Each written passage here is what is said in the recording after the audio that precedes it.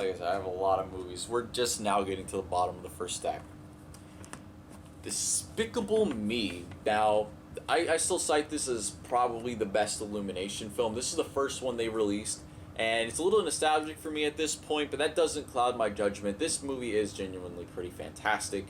The 3D is really good. Steve Carell's really good. And the three little girls are also really fantastic. I like the idea of this story. I like the idea of like these super villains and they steal all this stuff.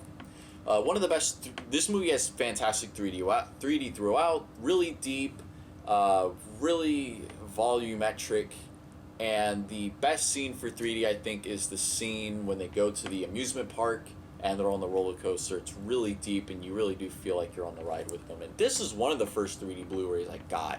This was back when I had my first 3D Blu-ray TV. I had a Sony 3D display that lasted about 2 weeks and then it broke. That was my first 3D display, and then I got a 3D gaming monitor and I was able to watch movies on that. But I believe I had this one back when I had the 3D display. This was well, not more recent. It's more recent than Despicable Me 1. It's Despicable Me 2. I picked this up because I thought 3D was really good. It's a pretty decent movie. And that's really all I got to say about that. I mean, if you like Despicable Me, you're going to enjoy this one. There is a lot of cool 3D moments. One that comes to my mind is when they're trying to escape from the mall at night and the minions drive the car right through the mall window and the car comes right fully out of the screen. It's such a cool shot. The Illumination movies are always really good for 3D. Now, this one is a steelbook that doesn't have the title of the film on it. Now, normally I don't get steelbooks, but this was kind of a necessity. I have two other steelbooks, but these were necessities. These are the only way for me to get the 3D Blu-ray. And of course, if you're a super big brain guy, you know that this is Doctor Strange. That's the time zone right there in the Eye of Agamotto. Open it up. Cool discs. Bada bing, bada boom. I was holding off on getting all the Marvel stuff until they all came out together, and I would pick it up because those collections had the 3D Blu-ray, so I'm like, I don't want to buy the movies and then get like the whole collection and then it's like a redundancy. But this one I couldn't hold off on. I love Doctor Strange. I love the character. I love the visuals. This movie in 3D is fantastic. This is an absolute, you gotta get this in 3D. The stuff they do, the mind bending at the end when they're just messing up New York and they're making it all fractal like. This movie was designed for 3D in mind. It was they had 3D at the front of their minds when they were filming this thing, and the visuals and the source material itself really lends itself fantastically to the medium. And they really took advantage of it, and they knew. This is a two-dimensional movie. Donnie Darko. This is a cult classic. There's like several different versions of this movie on this one disc, and they have a lot of different commentaries as well. This is a cult classic. This is a fantastic movie, Donnie Darko. It takes place in Virginia. This is also a D-Box seat. There was another movie over here that had D-Box motion coat. And for those of you who don't know, D-Box is motion seats. Well, I just said that. I'm dumb. But this is a great movie. It's a fun science fiction thriller, small town America, that kind of thing. And it has Drew Barrymore and Patrick Swayze and Jake Gyllenhaal. Really, really fantastic cast. Super creepy, super cool. I recommend this movie if you like weird science fiction fantasy kinds of deals. And the last movie at the bottom of this list is Dredd. Now, story behind this, if my information is correct, the only way they got this greenlit is if they filmed it in 3D. That was the requirement, that they filmed this movie in 3D, and that's how they could get it made.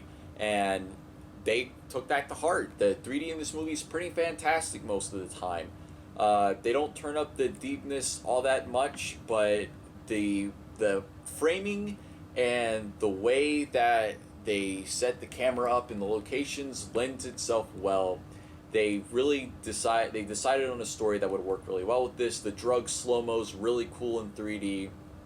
Being in that massive tower, the apartment building, does itself it lends itself really good to 3D. This is also just a fantastic action film. Even without the 3D, it is really, really, really worth watching. This movie didn't do well in theaters, but I heard when it came out on home release, it did really, really good.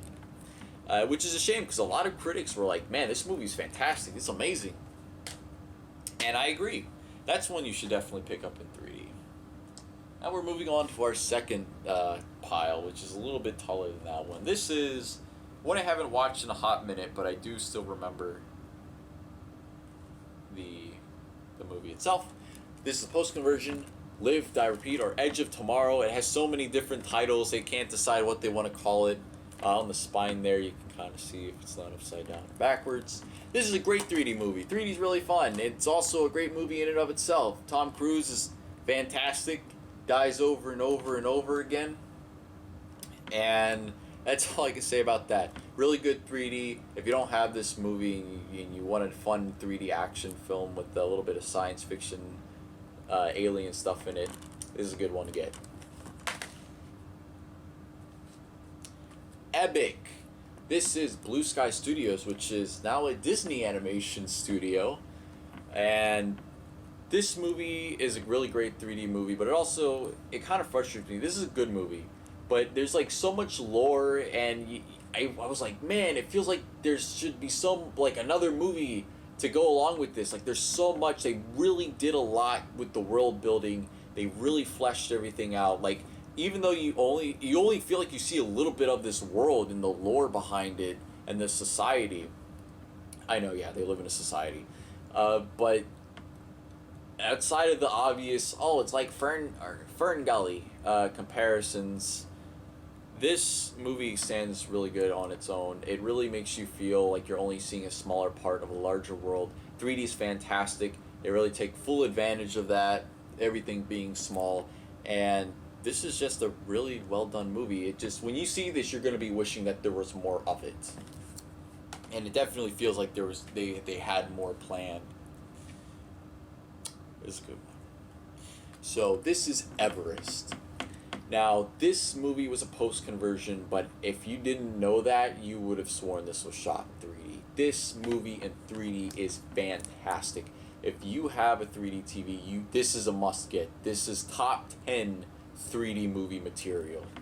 I might say that about more than 10 movies on this list, or in my pile. But just know that this is absolute, you gotta get this one. It is about the 1996, I believe, 1996 Mount Everest disaster. It was directed by the guy that was actually there when this disaster took place, so he knows what he's talking about. This was also the same year that McGillivray Freeman, I believe, did his IMAX documentary about Mount Everest. But I saw this in IMAX 3D, absolutely blew me away. There's so much depth, there's a lot of hyper stereo shots. It is so well done. It's a really heartbreaking story, but this is a movie you gotta see in 3D. Absolute top 10. Somebody's coming in the door.